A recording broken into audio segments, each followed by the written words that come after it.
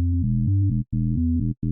right, so let's go back though to your initial idea because I want to flesh it out for those of us who are not as computer savvy, and take it out of maybe the computer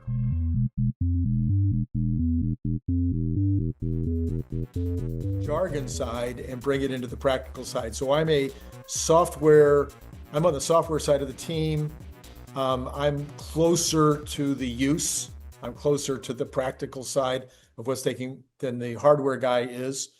I'm trying to be that. I think maybe I could describe it as the middleman between somebody that actually is controlling levers, controlling motors, trying to make those ECU applications. So what is the software guy doing to try what's this? We've talked about it 1,000 times on this channel going back years, that Tesla's vertical integration and their idea that all of the engineers and all of the actual executors all work on the same floor and all talk to each other all the time. How does this advantage, which is I think your theme today, how does this advantage particularly impact this software hardware convergence on the inference? Yeah. Well, I mean, I think what is true here is that, software, I mean, we call these software sort of software architected software design systems. In other words, it's sort of the software itself that controls the entire flow. Right. It's sort of the logic layer. I mean, whether you call it an AI or not, it's kind of irrelevant. I mean, it's if in full self-driving, if you think about it, you have input and you have output, and the middle thing is called a function, and that is true in just at math alone, right? In math, input, function, output. Okay, so traditionally, traditional software approach, algorithmic, is that this function was a large body of code written by a team of software engineers. Today, in the case of FSD, this function is a neural network architected by a set of software engineers who have developed a certain technique of the interior of this. It's not a neural network isn't just a thing. It is a definition of a set of levers in how it comes together, and layers and parameters and biases, and we can go on. But it's not just a thing. It is a specialized. It's sort of the building blocks at which this software team has developed a technique and how they wanted their model to work, and then they've trained that model and created this driving function through AI. So it's really the software team that's the driver in this equation. It's the one, for being very pun worthy, it's the one in the driver's seat. Okay. And of course, coming from a software guy's perspective, you're going to see me say this, but software drives hardware. So later today we will have a hardware guy on. No, I'm sorry. Yeah. No, I mean, software drives hardware. I mean, if you go back, yeah, of course, I think we can agree on that.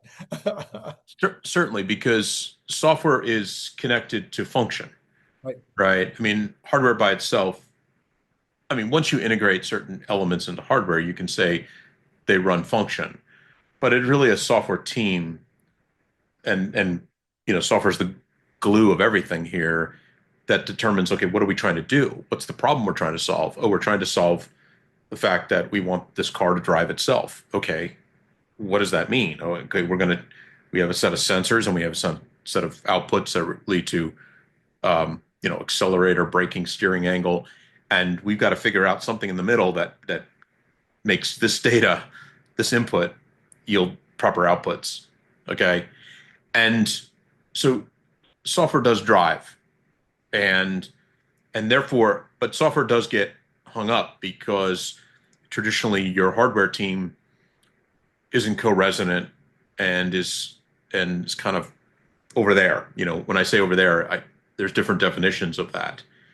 When I was at Rivian, we were together. I mean, I ran software, and my friend Greg ran hardware, and he um he responded directly to the types of things we wanted with constraint. Obviously, there's always constraint, there's always back and forth. Software guys always ask for a lot, and hardware guys are always saying no. And that's largely because of cost. I mean, it's, oh, I want memory. Oh, I want the fastest possible memory. Well, the fastest possible memory is twice the cost of this memory. And then so somebody's got to pull back and look at, and then the software guys always have a hard job in the sense of proving their use case, meaning like, well, why do I need that much? You know, um, Somebody at maybe an exec level is looking at it going, okay, this board that I thought was going to cost 1,000 is now 4,000. What did you do? And the hardware guy can say, well, the software guys say they need all of this compute and they need it fast and they need it this and they want the best chip at the highest, they want, um, and you pay premium for, it's like a non-linear relationship. You pay a premium for the best hardware. Um, so so the software guys, not only design the function, but they also sort of take some principal blame because they're always asked this fundamental question: well, why do you need all the compute? And at the end of the day, the funniest thing happens. Whatever compute is given, the software team largely takes up. Uses every bit of it. Yes. Yeah. And then some. And then some. And what's interesting is the difference between a good software team and an ordinary software team is that a good software team not only solves the problem, but also knows how to optimize to the hardware, right? And one of the things that happens in FSD that people probably don't even think about is they just think they train a neural network and and maybe they do some testing or something and throw it out on the car. And I'd say there's a lot there. There's a lot not there in that simplistic description. There, half of the software team is looking literally at reducing the latency through the system and trying to get the Elon would say best photon to control latency, where they take in visual data and get controls, and they're trying to reduce that latency and not spend silly cycles. And that's why he was complaining about softmax to full circle this.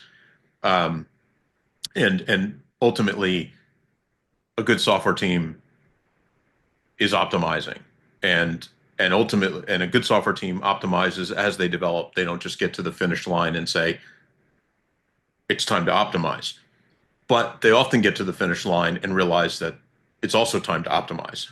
Like it doesn't, that process never goes away. Yep. It's like, and then the hardware team can either have an overwhelming amount of hardware support for that software function, which never happens, or it can meet you halfway, and then you as the software, you've got to kind of say, well, I have to fit within some real world constraints.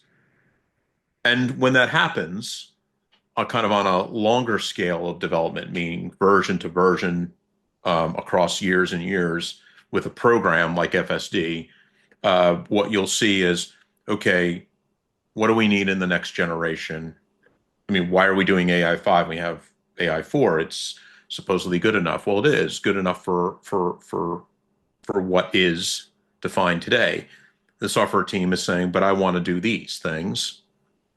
And maybe in some companies that might be marketing driven or whatever, but let's just say the software team as the starting point here to keep it simple. I want to do these functions, and the hardware team is saying, well, on AI 4, or that's not possible. We need to give you something else. So they envision a new chip, and that's why AI 6, right? You see the future of this, and you go, a vehicle you could drop version 14, and Tesla will drop version 14 on the vehicles running on hardware 4, and it will be safer than a human by some factoring of 2 to 10 or something. And then they'll be able to squeeze a little bit more out of that, but probably not a version 15. Now, I'm not saying that with some kind of authority, and I don't know, but probably not a version 15, right? So version 15 will probably be on AI5. And what will fit on AI5? Probably the AI5 will survive as the production chip for 2 to 3 years before AI6 replaces it. So maybe you've got a version 15, 16, 17 of, but remember, these versions aren't just the linear way of thinking is these versions are just improving the safety factor of driving. It's not about FSD is going to explode into a whole bunch of other inference use cases that we've talked a little bit about previously, like full integration of resonant voice interface, Grok on board, interlaced or running co-resonant with the FSD. And then the FSD use cases themselves will explode to using vision data for things that are just beyond the scope of the narrow scope of just driving the car. We'll be using the vision